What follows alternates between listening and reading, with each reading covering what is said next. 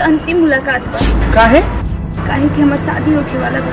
हे पगली, जा दिन तार बारात आ जाई ना, ओ दिन तिहे ओढ़नी से अपन गर्दन में फसरी लगा ले।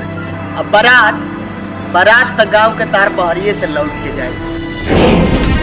हमर होता ते शादी भुला जाई हम, कबो मिले खातिर हमरा से जानी आई हम।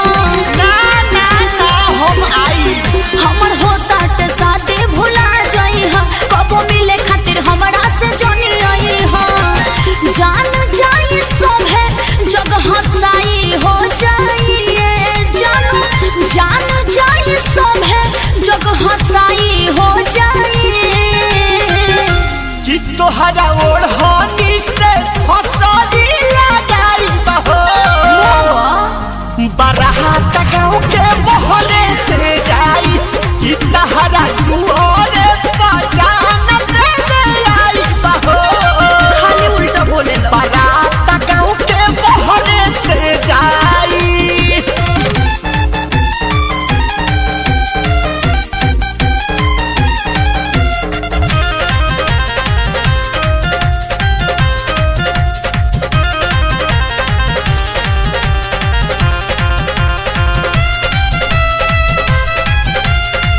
कौन चोन्हा तू करबाए सोना, पागल भइल बड़ा प्यार में। तोहरे के पाई में से बानी कुआरा हम आजुले यही इंतजार में। ओहो बात बुझो ना।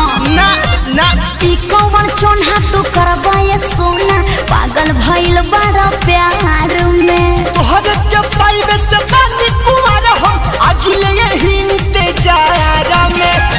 हमारा घर से तहरा घर लड़ाई हो जाइए जानू, हमारा घर से तहरा घर लड़ाई हो जाइए कि तोहरा ओढ़नी से फसरी लगाई बहो। न जान बारात गाँव के बहरे से जाई कि तोहरा बाबू माई के जेल भेजवाई बहो। बारात गाँव के बहरे से जाई।